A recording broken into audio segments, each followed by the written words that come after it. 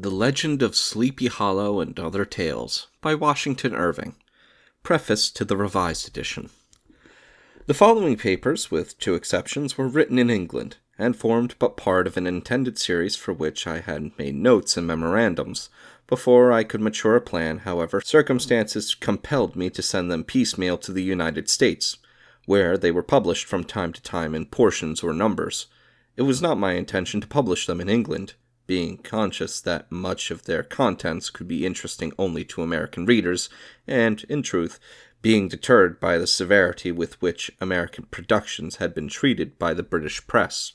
By the time the contents of the first volume had appeared in this occasional manner, they began to find their way across the Atlantic, and to be inserted, with many kind encomiums, in the London Literary Gazette. It was said, also, that a London bookseller intended to publish them in a collected form. I determined, therefore, to bring them forward myself, that they might at least have the benefit of my superintendence and revision. I accordingly took the printed numbers which I had received from the United States to Mr. John Murray, the eminent publisher, from whom I had already received friendly attentions, and left them with him for examination, informing him that should he be inclined to bring them before the public, I had materials enough on hand for a second volume. Several days having elapsed without any communication from Mr. Murray, I addressed a note to him, in which I construed his silence into a tacit rejection of my work, and begged that the numbers I had left with him might be returned to me. The following was his reply. My dear sir, I entreat you to believe that I feel truly obliged by your kind intentions towards me, and that I entertain the most unfeigned respect for your most tasteful talents.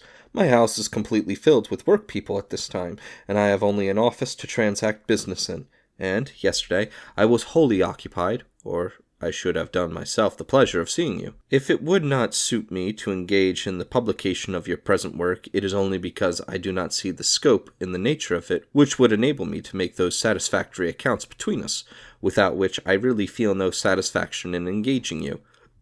But I will do all I can to promote their circulation, and shall be most ready to attend to any future plan of yours. With much regard, I remain, dear sir, your faithful servant, John Murray. This was disheartening, and might have deterred me from any further prosecution of the matter, had the question of republication in Great Britain rested entirely with me, but I apprehended the appearance of a spurious edition. I now thought of Mr. Archibald Constable as publisher, having been treated by him with much hospitality during a visit to Edinburgh.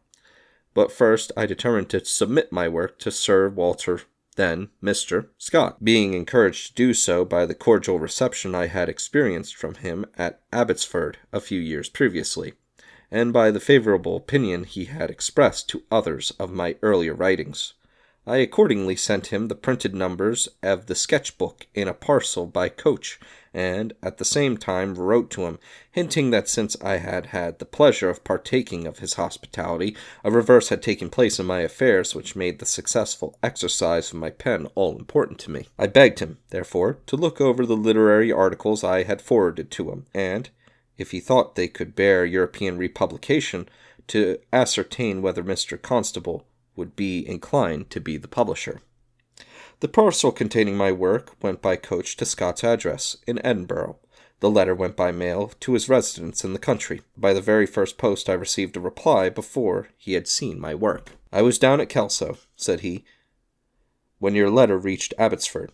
I am now on my way to town, and will converse with Constable, and do all in my power to forward your views. I assure you nothing will give me more pleasure. The hint, however, about a reverse of fortune, had struck the quick apprehension of Scott, and, with that particular and effective goodwill which belonged to his name, he had already devised a way of aiding me. A weekly periodical, he went on to inform me, was about to be set up in Edinburgh, supported by the most respectable talents, and amply furnished with all the necessary information.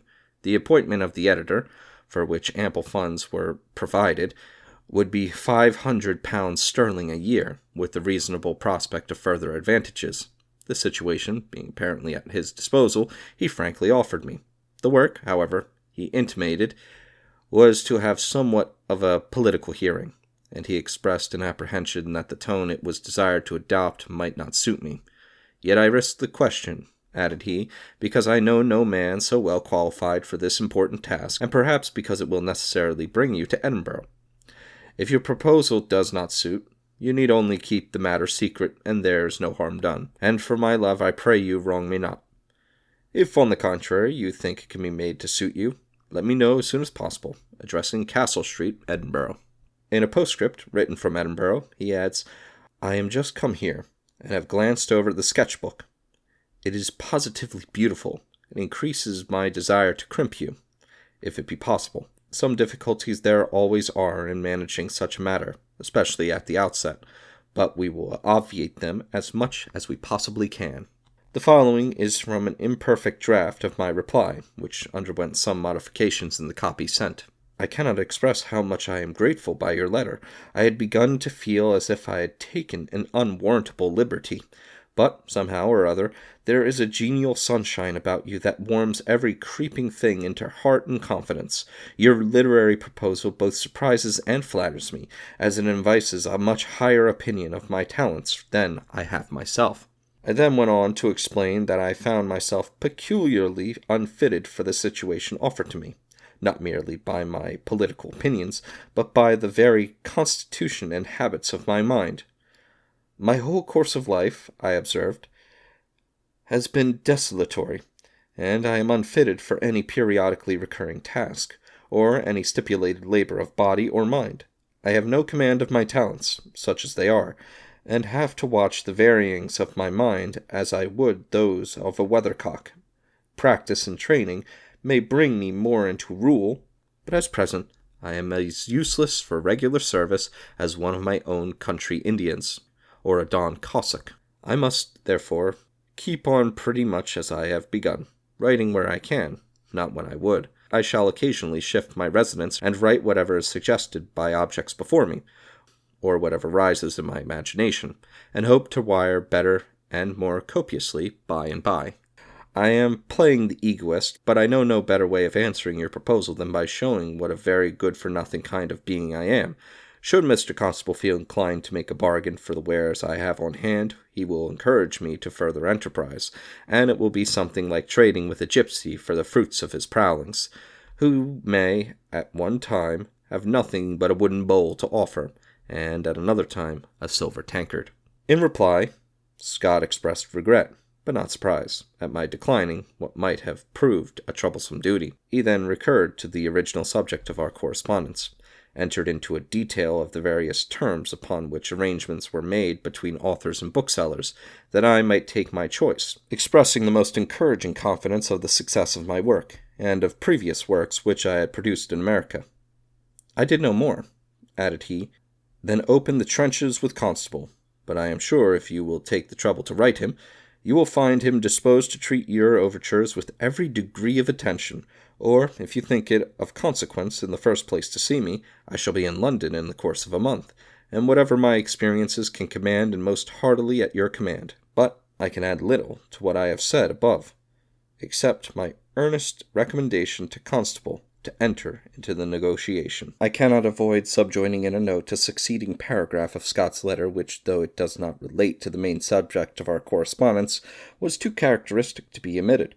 Some time previously I had sent Miss Sophia Scott small 12mo American editions of her father's poems published in Edinburgh in quarto volumes, showing the nigromancy of the American press, by which a quart of wine is conjured into a pint bottle. Scott observes, In my hurry I have not thanked you in Sophia's name for the kind attention which furnished her with the American volumes.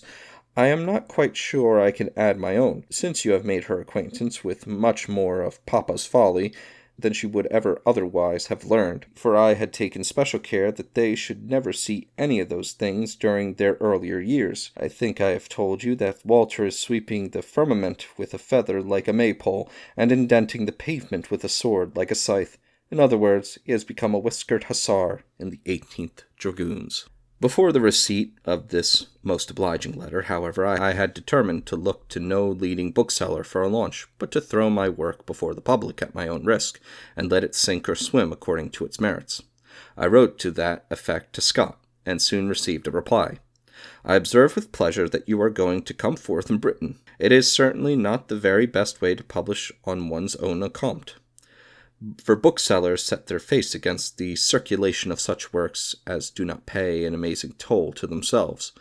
But they have lost the art of altogether damming up the road in such cases between the author and the public, which they were once able to do as effectually as Diabolus in John Bunyan's Holy War closed up the windows of my Lord Understanding's mansion.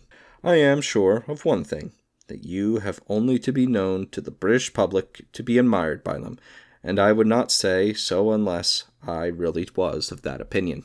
If you ever see a witty but rather local publication called Blackwood's Edinburgh Magazine, you will find some notice of your works in the last number. The author is a friend of mine, to whom I have introduced you in your literary capacity. His name is Lockhart, a young man of very considerable talent, and who will soon be intimately connected with my family. My faithful friend Knickerbocker is to be next examined and illustrated. Constable was extremely willing to enter into consideration of a treaty for your works, but I foresee will be still more so when your name is up and may go from Toledo to Madrid. And that will soon be the case. I must trust to be in London about the middle of the month, and proclaim myself great pleasure in once again shaking you by the hand. The first volume of the sketch-book was put to press in London, as I had resolved at my own risk, by a bookseller unknown to fame, and without any of the usual arts by which a book is trumpeted into notice. Still some attention had been called to it by the extract which had previously appeared in the Literary Gazette, and by the kind words spoken to the editor of the periodical, and it was getting into fair circulation when my worthy bookseller failed before the first month was over, and the sale was interrupted. At this juncture Scott arrived in London. I called to him for help, as I was sticking in the mire, and more propitious than Hercules, he put his own shoulders to the wheel. Through his favorable representations, Murray was quickly induced to undertake the future publication of the work, which he had previously declined. A further edition of the first volume was struck off, and the second volume was put to press. And from the time Murray became my publisher, conducting himself in all his dealings with that fair, open, and liberal spirit which had obtained for him the well-merited appellation of the Prince of Booksellers. Thus, under the kind of cordial auspices of Sir Walter Scott, I began my literary career in Europe, and I feel that I am but discharging, in a trifling degree, my debt of gratitude to the memory of that golden-hearted man in acknowledging my obligations to him. But who of his literary contemporaries ever applied to him for aid or counsel that did not experience the most prompt, generous, and effectual assistance? Washington Irving, Sunnyside, 1848.